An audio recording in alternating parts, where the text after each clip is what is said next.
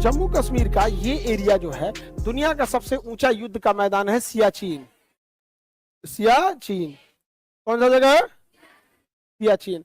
सियाचिन में इतनी ठंड पड़ती है, इतनी ठंड पड़ती कि यहाँ ड्यूटी करने वाले सोल्जर्स की मृत्यु हो जाती है, शहीद हो जाते हैं, गोलियों से नहीं बल्कि ठंड से।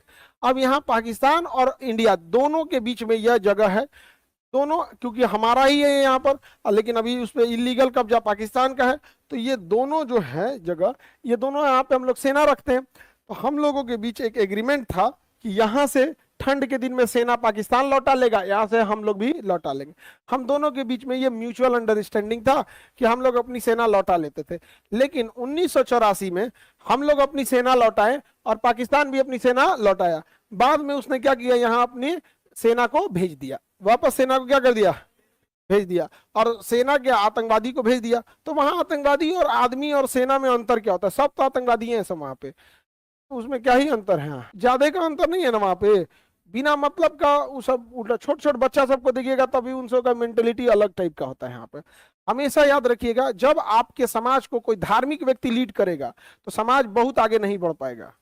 मतलब इन धार्मिक मुद्दों के आधार पर, केवल धार्मिक मुद्दों, क्योंकि धार्मिक चीजों में ना इनोवेशन नहीं होता है, चीजें नहीं होती। बस जितना पुराना रहेगा आयुर्वेदिक दवाई और धार्मिक मुद्दे जितना पुराना रहेगा ना, बड़ी दिक्कत होता है यहाँ पे। तो धार्मिक व्यक्ति तो भाई सब लोग धार्मिक ही होते हैं, मतलब धार्मिक आधार पर, धार्मिक मुद्दों पर, आप समझ रहे हैं ना।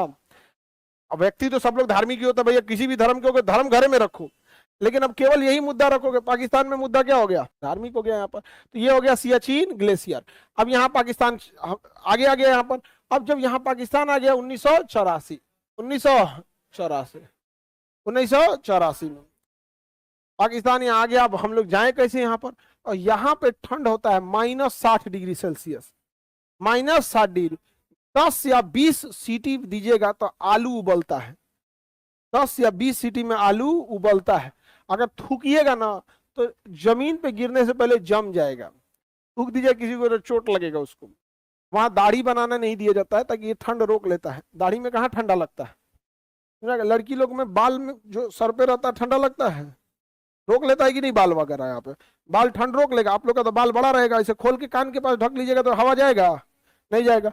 अब आप लोग में तो दाढ़ी नहीं है तो पता कैसे चलेगा, लेकिन यहाँ पे जो चीज पता, दाढ़ी में थोड़ा भी ठंडा नहीं लगता, थोड़ा भी यहाँ पे हवा जाता है जी। जो रखता है दाढ़ी उसको पता है ठंडे नहीं लगेगा इसमें। हाँ कंबल कंबल नहीं है, ई का टांग रहा है बाबू। तो पाकिस्तान यहाँ पर क्या हुआ, अपनी सेना भेज दिया। अब यहाँ लड़ने के लिए हमारे पास उतने ठंड वाले कपड़े नहीं थे क्योंकि हम दोनों में समझौता था। अब ये कपड़ा बनाता था नॉर्वे नाम का देश। कौन बनाता था? नॉर्वे नामक देश।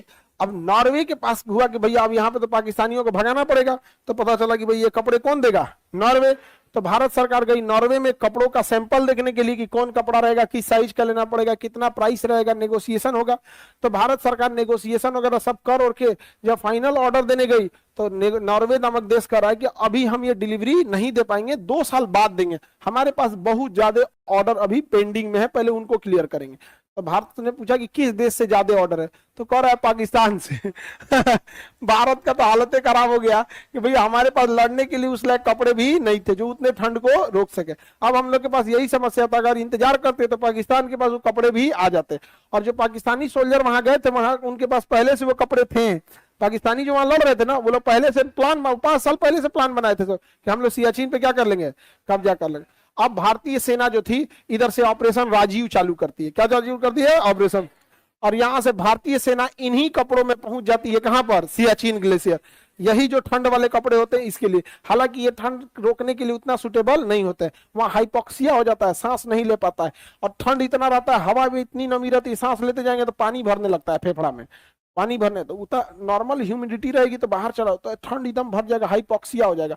पानी भर जाएगा तो सांस ज्यादा नहीं जाएगा, सांस नहीं जाएगा तो ऑक्सीजन की कमी हो जाएगी, और वैसे भी हाइट पे ऑक्सीजन की कमी हो जाती है, तो उसे हाइपोक्सिया कहा जाता है। तो वहां सैनिकों को क्या होने लगा? हाइपोक्सिया होने लगा। उसके बावजूद सैनिक वहां पहुंचे। अब जब वहां सैनिक पहुंचे थे तो टेंट डाल के, वहां सैनिक सफेद रंग का टेंट होता है, डालते वहां रेडियो सिग्नल नहीं देना होता है। वहां पे रेडियो सिग्नल बोलेंगे तो पकड़ में आ जाएगा। यहाँ पे एक चंचल पांडे करके था, एक सैनिक जिसकी पोस्ट पे ड्यूटी थी रात में। तो वहां पर जब वो ड्यूटी कर रहे थे तो एक पाकिस्तानी गोली चलाया गया। तो एक पाकिस्तानी जब गोली चलाया ना तो इन्होंने देख लिया, ईवी इधर से गोली चला दी है, तो वो गोली डायरेक्ट आके इनको लग गई। चंचल या चुनमुन करके ऐसे ऐसे करके नाम, तो गोली लग गई डायरेक्ट, और डायरेक्ट गोली लगी, लेकिन इधर से गोली चला दिए थे। अब जब गोली चला दिए ना तो गोली की आवाज सुन के जो हमारे बाकी के फौजी थे वो लोग जग गए, और वो जगने के बाद मारे पाकिस्तानियों को सब तहस नहस हो गया, सब मर गया, सब वहां पे पाकिस्तानी सब मर गया। अब भारतीय सेना जो ठंड से कांप रही थी, जो मर गए सब, उन सबके बाद नॉर्वे का बना हुआ कपड़ा था, उन सबको उघारे कर दिया और ठंड वाला जो कपड़ा था कौन पहन लिया? भारतीय सेना। भारतीय सेना पहन ली वहां पर। अब भारतीय सेना जब पहन ली तो सारे कपड़े एकदम रेडी हो गए, यहाँ पर सारे लोग रेडी हो गए। अब उधर से पाकिस्तानी आ रहे हैं सब ये सोचकर कि यहाँ पे तो इंडियन आर्मी जिंदा ही नहीं बच सकती है, कपड़े ही नहीं है, तो खाना पीना दे रहे थे सब यहाँ पे। समझ गया कि नहीं? कारगिल और सियाचिन की लड़ाइयों में पाकिस्तान कंफ्यूज हो गया, क्योंकि जो कारगिल और सियाचिन की लड़ाई में पाकिस्तान इस बात से कंफ्यूज हो गया कि भारतीय सेना में जो मुस्लिम सैनिक थे जब वो नमाज पढ़ रहे थे तो पाकिस्तानियों को लगा कि ये पाकिस्तानी आर्मी है, वो बैला सब हेलीकॉप्टर से खाना गिराने लगा, सब खाओ खाओ खाना खाओ खाना खाओ। इंडियन आर्मी मारी धो के रद्द कर दी यहाँ पर। अब पूरे पोस्ट पर कब्जा किसका हो गया है? Indian army. पाकिस्तानियों के पास हथियार था, वो पहले से पहुंचे थे, उनके पास नॉर्वे का बना हुआ कपड़ा था, इसके बावजूद सारे के सारे पाकिस्तानी मारे गए और हम लोग का एक जवान शहीद हुए थे।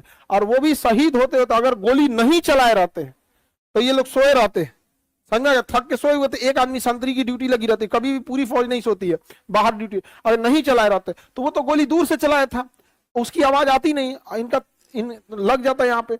अगर नहीं चलाए रहते तो सोए रहते लोग। तो सोचिए गोली लगने के बाद भी अपना काम करते गए, तड़तड़ा के मार दिया, यही 2-3 ठो को मार दिए हुए थे यहाँ पर। उसके बाद ये लोग जगे, फिर उसके बाद मार दिए। बाद में पता चला बाप तो बाप होता है ना नहीं समझा गया, मरा गया सब पाकिस्तान वाले वहां पर। यूएनओ वगैरह, अब देखिए उसको हम लोग को दिक्कत क्या है, पाकिस्तानी फौज से प्रॉब्लम नहीं है भाई, आतंकवाद क्यों भेज देते हो? जैसे ताज होटल में जो लोग मासूम गए थे, कोई दूसरे देश से आया था, कोई छोटा बच्चा था, मार दिया उसको। दिक्कत इससे है, ट्रेन में बम फोड़ दोगे। अमरनाथ यात्रा करने कोई जा रहा है उसको मार दो, वैष्णो देवी जा रहे हैं उनको मार देगा, कश्मीर में आके चौराहे पे तड़तड़ा के गोली चल जाएगा। भाई प्रॉब्लम इससे है, तुम्हें लड़ना है तो तुम लड़ो ना, कब मना किए हैं? ऐलाने जंग करो, आज का आज लड़ लो। समझा गया कि नहीं? आ गया? सियाचिन पे अभी इंडिया कब्जा है, किसका कब्जा है? इंडिया। अभी भी कपड़वा रखा हुआ है इंडियन आर्मी के म्यूजियम में समझा गया कि नहीं? आ गया? और उन सबको दफना दिया गया। इंडियन आर्मी जब भी पकड़ती है तो उन सबको दफनाती है इज्जत से, जबकि पाकिस्तान वाले ऐसा नहीं करते। हम लोग का सैनिकों को पकड़ते सर और काट के लेके चल जाते हैं, कभी कान काट लेगा, सर काट लेगा, सब बदतमीजी करते हैं सब लाश के साथ। वो सब ये गलत बात है पाकिस्तानियों को, क्या कीजिएगा? जब बकलोल बकलोल है ये सब, उन सबको आता क्या है बिरयानी बनाने? पंचशील समझौता चाइना के साथ हुआ था बाबू, भारत के साथ नहीं हुआ। तो यहाँ ऑपरेशन क्या चला गया? राजीव। कौन सा ऑपरेशन? किस चीज के लिए? सियाचिन के लिए से 1984 operation Rajiv, operation Meghdoot. Operation Rajiv, operation Meghdoot, दोनों इसी का था। समझा गया? मेन ऑपरेशन का नाम था मेघदूत, मेन ऑपरेशन का नाम मेघदूत। मेघदूत, राजीव मेन बोल दिए क्या? हाँ, तो मेन ऑपरेशन